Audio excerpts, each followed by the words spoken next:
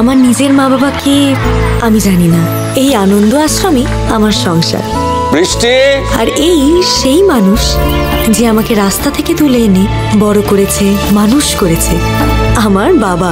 রক্তের সম্পর্ক নয়, ভালোবাসার সম্পর্ক। ভালোবাসা কি আদালতে প্রমাণ করা যায়? ওম সান্যালের সংবিধানে রুল 1, ভালোবাসা বা সম্পর্ক নয়, কর্তব্যই শেষ কথা। রুল 2, আমার কর্তব্য হলো সত্যের জন্য লড়াই করার, আমি ঠিক সেটাই করি।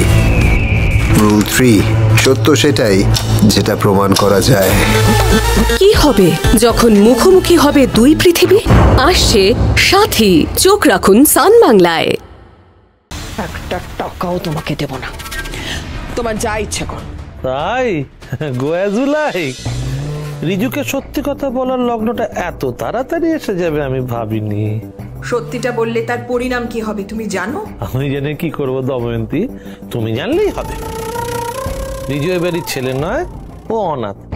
আমি আর তুমি ওর আসল বাবা মা নই, বা একটা রাস্তার ছেলে। এই কথাগুলো শোনার পর রিজুর মুখের অবস্থাটা কেমন হবে সেটাই ভাবছি। কষ্ট হবে গো, খুব কষ্ট হবে। মা বলে আর ডাকতে পারবে না গো ছেলেটা। ছেলেটা ডানা লাগিয়ে আকাশে উঠতে চেয়েছিল দময়ন্তী, এখন শুধুমাত্র একটা পালক নিয়ে রাস্তায় ফুটপাতে ঘুরে বেড়াতে হবে। এর কোনোটাই হবে না যদি তুমি আমাকে এর মধ্যে একটা দাও, হয় ডকুমেন্টস, না হলে 1 কোটি টাকা। এর কোনোটাই তোমাকে আমি দেব না। তুমি রিজুকে বলবে তো বলো, সবাইকে বলো। আমিও দেখি তোমার দৌড় কতটা। আসলে কি জানো তো, সত্যিটা বললে না আমার থেকেও বেশি বিপদে তুমি পড়বে। আমি তো কাঁদবো আর তুমি জ্বলবে।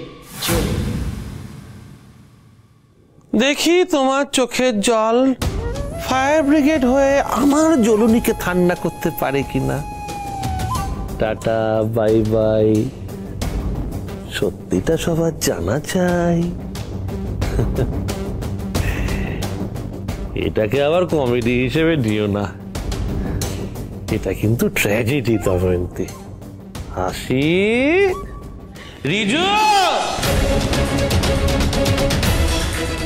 অখিলেশ,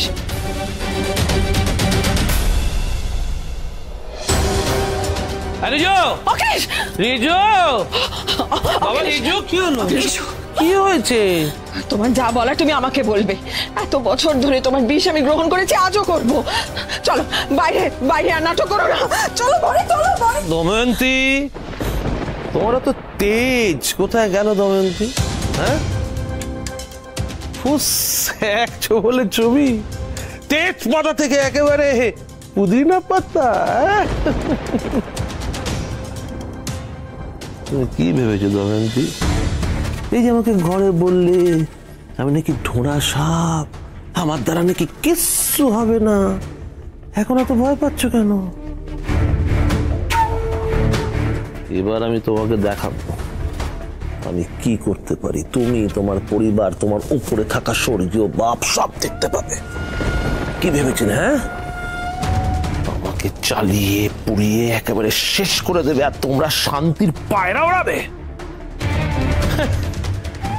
যদি আমি অশান্তিতে থাকি না, তাহলে তোমরা সবাই অশান্তিতে থাকবে। আমরা প্রত্যেকে মিলে অশান্তিতে থাকবো। তোমাদের কাছে 100টা পায়রা থাকতে পারে, আমার কাছে একটা আছে, তবে সেটা পায়রা নয়, বাজ। এবার সেটা আকাশে উড়বে। রিজু, রিজু,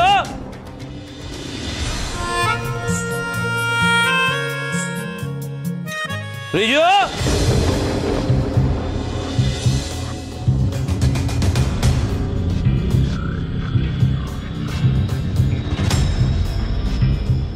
রিজু, রিজু, বাহ, ভালোই হয়েছে তোর এখন অফিস বেরোচ্ছে। শোন, তোর সঙ্গে আমার একটুখানি দরকারি কথা, যে কথাগুলো দরকার। কেন এরকম করছো? দরকার নেই, আমি বলছি তোরা কিচ্ছু মনে করেনি, তুমি চিন্তা করো না। হ্যাঁ, কি হয়েছে আমাকে বলবে? হ্যাঁ, যেটা বলছিলাম সেটা কিচ্ছু হয়নি বাবা। তোদের দেরি হয়ে যাচ্ছে না? জানা তোরা কোথায় বেরোচ্ছিলি, বেরো। আমি বেশি সময় নেব না, মাত্র 2 মিনিট সময় নেবো। আমার 2 মিনিটেই না মহাভারত পড়া হয়ে যায়, ছোটবেলার অভ্যেস। ছাড়ো না, আরে ওরা এখন অফিসে যাচ্ছে তো দেরি হয়ে যাচ্ছে না? তোমার মহাভারত শোনার জন্য ওদের সারাটা জীবন পড়ে আছে, তাই না? বল, বেরিয়ে পড়। মা, কি হয়েছে? বাবা কি বলতে এসেছে? ওই যে পালককে কিরকম ভাবে বললো না, তার জন্য আমি ওকে 2-1টা কথা বলেছি। সেটাতে না তোর বাবার খুব খারাপ লেগেছে, ওই জন্যই তো তোদের কাছে আসছিল আর কি, ক্ষমা চাইতে। শোনো না, তুমি যে ওদের কাছে এই অবধি এসেছো ক্ষমা চাইতে, তাতেই ওরা খুশি। যা তোরা বেরিয়ে পড়। চল, তোদের সঙ্গে আমিও বেরিয়ে পড়ি, গাড়িতে যেতে যেতে কথা বলে দেবো। চল। না, কোনো দরকার নেই, তুমি ঘরে চল, ঘরে এসো। ঠিক আছে, তোরা অফিস থেকে ফের তারপর কথা বলবো। হ্যাঁ,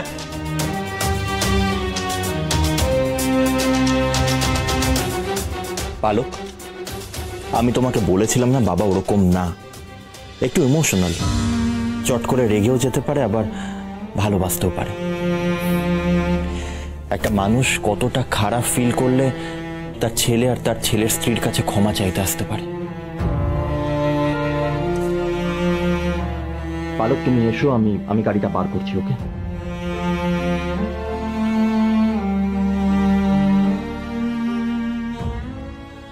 ওনার মতো মানুষ ক্ষমা চাইতে আসবে, এটা বিশ্বাস হচ্ছে না।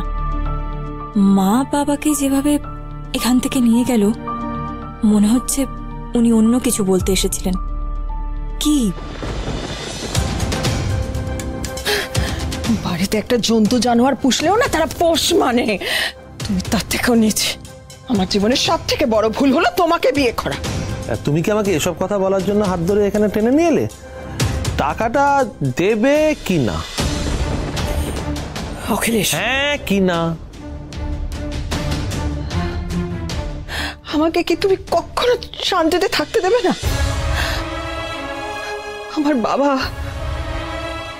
আমার বাবা বিশ্বাস করেছিল তোমাকে, ভেবেছিল ছেলেটা বেকার তো কি হয়েছে, আমার মেয়েটাকে তো ভালোবাসে। তুমি প্লিজ আমার বাবার কথাটা অন্তত ভাবো। আরে বাবা, প্রত্যেক দিন আমি দিনে 10 বার করে ভাবি। সব অশান্তির মূলে তো ওই লোকটা যদি একটা অনাথকে পুরো সম্পত্তি লিখে না দিয়ে যেতেন, তাহলে তো এই বাড়িটার নাম হতো শান্তিকুঞ্জ। সমস্ত অশান্তির বীজ উনি পুঁতে দিয়ে গেছেন। যাও না, নিজের বাবাকে জিজ্ঞেস করো না। আর কি বললে? ভালোবাসা না? শুধু ভালোবাসা কেন দময়ন্তী, আমার কাছে দয়া, মায়া, ভালোবাসা পুরো ডিপার্টমেন্টাল স্টোর সাজিয়ে বসে আছি, কিন্তু ধারে কাউকে মাল দিই না। টাকা দাও, মাল নাও। তোমার কাছে ছেলে মেয়েদের থেকে টাকাটাই বড় হলো, এরপরও তুমি চাইবে ওরা তোমাকে বাবা বলে ডাকুক। কোনো অসুবিধা নেই তো, ওরা আমাকে বাবা না ডেকে নাম ধরে ডাকতে পারে, আমার কোনো অসুবিধা নেই। আরে বাবা, বড় বড় মানুষদের তো আমরা নাম ধরে ডাকি, যেমন রবীন্দ্রনাথ, শরৎচন্দ্র, পেলে, মারাদোনা, অমিতাভ বচ্চন। হ্যাঁ, আমার টাকাটা পেলেই হলো। বেশি ভেবো না দময়ন্তী, নাহলে কিন্তু সন্ধ্যাবেলা আরেকটা নাটক হবে, আর সেটাই হবে শেষ নাটক। দময়ন্তীর অন্তর্জলি যাত্রা। টাকাটা দেবে নাকি আমি দেব? টাকাটা তোমার মুখে ছুঁড়ে মারব। দময়ন্তী, বিশ্বাস করো, এখন বাড়িটাকে মনে হচ্ছে শান্তি কুঞ্জ। শান্তি শান্তি, ওম শান্তি। কিন্তু তোমাকে আমি 1 কোটি টাকা দেব না। তবে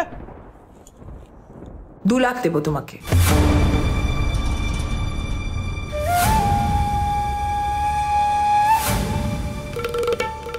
2 লাখ? এই 2 লাখ টাকা ছুঁড়ে মারলে মুখে খুব লাগে দময়ন্তী। এই পুরো সম্পত্তির মালিক রিজুর জন্য দাম ধরলে মাত্র 2 লাখ। এ টাকা তো তোমার কাছে খুচরো টাকা দময়ন্তী, এমন টাকা ছুঁড়ে মারো যাতে গালে দাগ পড়ে। এত বড় রহস্য চেপে রাখার জন্য 10 কোটি টাকাও কম দময়ন্তী। আমি তো তাও 1 কোটি চেয়েছি, নিলে 1 কোটি, না হলে 1 টাকাও নয়। ধরে নাও এটা একটা ডিল দময়ন্তী, টেবিলের ওই পারে তুমি আর এই পারে আমি, ডিলটা ফাইনাল করো দময়ন্তী। পৃথিবীতে তুমি প্রথম বাবা যে ছেলেকে নিয়ে তুমি মায়ের সাথে শোটা করছো, ঠিক আছে? তোমাকে আমি 1 কোটি টাকা দেব, কিন্তু একটা শর্তে। বলো। তোমার সাথে আমার আর কোনো সম্পর্ক থাকবে না। এই বাড়িতে তুমি থাকবে শুধুমাত্র আমার সন্তানদের বাবা হিসেবে, আমার স্বামী হিসেবে নয়। আর কোনোদিন তুমি আমার কাছে টাকাও চাইতে পারবে না। এর থেকে ভালো ডিল তো হতেই পারে না। তুমি স্বাধীন, मैं भी স্বাধীন, তাকে দিন না দিন টাকাটা দিন দময়ন্তী ম্যাডাম। টাকাটা অ্যারেঞ্জ করতে আমার একটু সময় লাগবে। এই সব বললে তো হবে না। তুমি দেবরূপ ইন্ডাস্ট্রিতে চেয়ারপারসন দময়ন্তী, 1 কোটি টাকা তো তোমার হাতের ময়লা, এটা অ্যারেঞ্জ করতে তোমার সময় লাগবে। সব কীর্তন কাকে শোনাচ্ছ? আমার কাছে ঢোল করতাল নেই, বাজাতে পারবো না।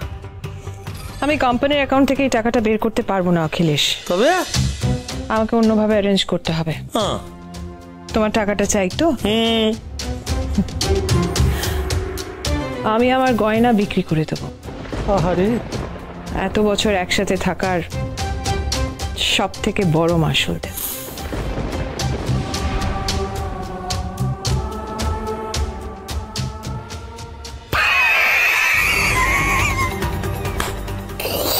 $1 কোটি টাকা Akhilesh!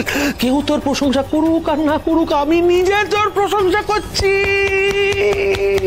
Akhilesh. You are great.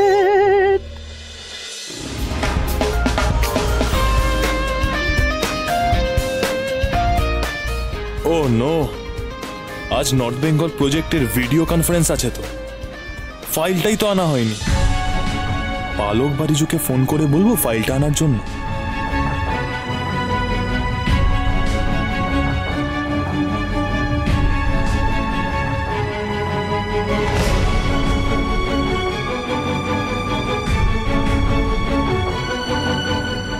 হ্যাঁ রমিত। হ্যাঁ পালক, বলছি তোমরা বেরিয়ে গেছো? হ্যাঁ, কেন? ও না, কিছু না কিছু না।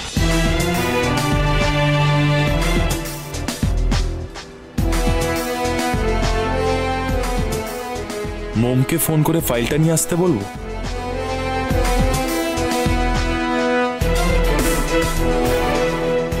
না না, এক্ষুনি আবার অঙ্কিতের কথা জিজ্ঞেস করবে, নিজেই গিয়ে নিয়ে আসি।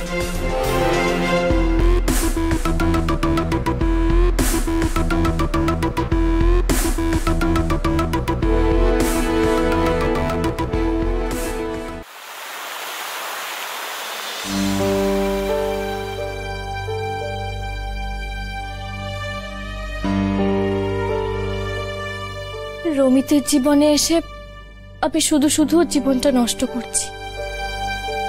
তুমি খুব ভালো মনের মানুষ। মেয়েরা স্বামী হিসেবে যেমন চায় তুমি ঠিক তেমন। হ্যাঁ, একটু স্ট্রিক্ট, কিন্তু আমার জন্য ঠিকই ছিল। কি করব, ভালোবেসেছিলাম যাকে, সে আমার ভালোবাসা হলো না। ভালোবাসতে চাইলাম যাকে, সে অন্যের ভালোবাসা।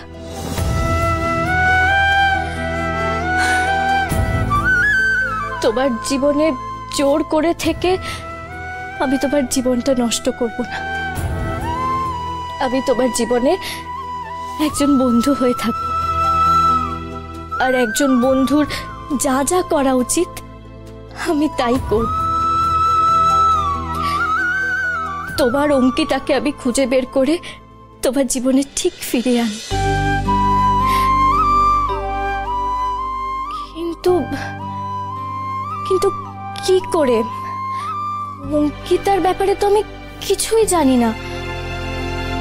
তোমাকে যে জিজ্ঞেস করব সেই উপায়টাও নেই। তাহলে হ্যাঁ, সোশ্যাল মিডিয়াতে সার্চ করি।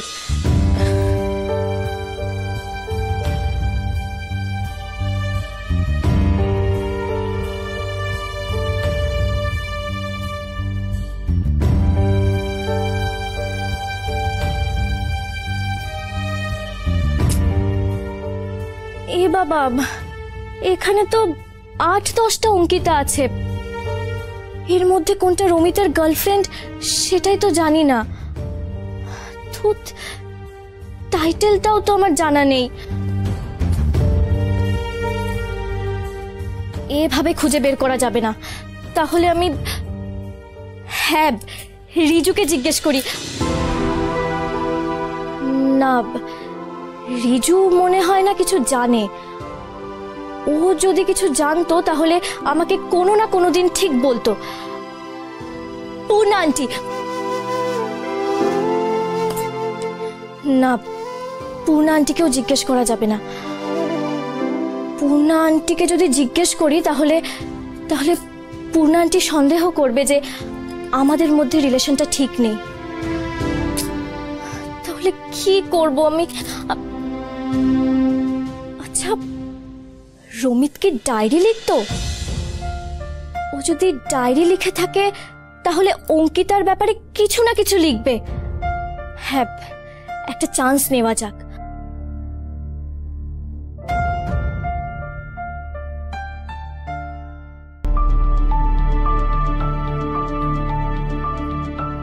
বৌদি,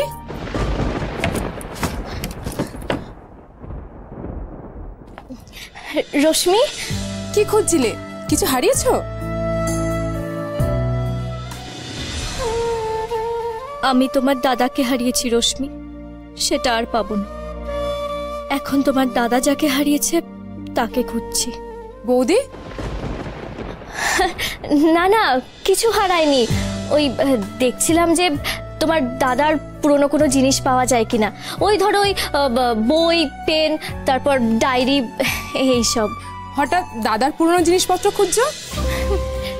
এমনি ওই দেখতাম যে কি পড়তো, কি লিখতো। আসলে ঘরে বসে বসে বোর হই তো, তাই আর কি এগুলো দেখে সময় কাটাবো। ওসব তুমি এখানে পাবে না। সব দাদুর ঘরে একটা আলমারিতে রাখা আছে, কিন্তু ঘরটা সবসময় লক করা থাকে। একমাত্র মা ওই ঘরে যায়, আর চাবিও মায়ের কাছেই থাকে। লক করা থাকে কেন? আসলে ওই ঘরে দাদুর অনেক জিনিসপত্র আছে তো, সেগুলো যাতে নষ্ট না হয়ে যায় ওই জন্য মা তালা দিয়ে রাখে। কাউকে ওই ঘরে ঢুকতে দেয় না। যদি কখনো পরিষ্কার করা দরকার হয় মা নিজে পরিষ্কার করে। তুমি মাকে বলো, মা বের করে দেবে। না না, এটা আমাকেই করতে হবে। রশ্মি, বলছিলাম যে তুমি আমাকে হেল্প করবে প্লিজ। চাবিটা তোমাকে এনে দিতে হবে, আর সেটাও মাকে না জানিয়ে, তাই তো? হ্যাঁ। কাজটা একটু কঠিন বৌদি, তবে এই প্রথম তুমি আমার কাছ থেকে কিছু চাইলে। একটু টাইম দাও, আমি তোমাকে এনে দেবো। থ্যাংক ইউ রশ্মি, একটু তাড়াতাড়ি এনে দাও প্লিজ। 10 না না 15 মিনিট। 15 মিনিট সময় দাও, আমি তোমাকে চাবিটা এনে দেবো। কিন্তু তুমি কাউকে বলবে না যে আমি তোমাকে এনে দিয়েছি। বলবে তুমি নিজে এনেছো। মানে? প্লিজ বৌদি, এইটুকু তো করো আমার জন্য। আমি তোমার জন্য এত বড় একটা রিস্ক নিচ্ছি, আর তুমি? আচ্ছা ঠিক আছে। ও, আমি বানিয়েছি ফার্স্ট টাইম। তাই? দেখি।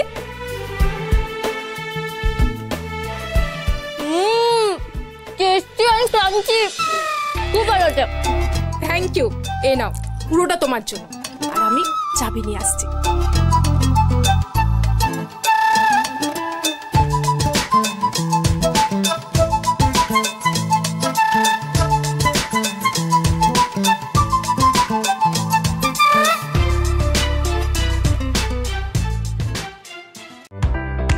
অনুষ্ঠানটি শুধুমাত্র ভারত ও বাংলাদেশের দর্শকদের জন্য প্রযোজ্য।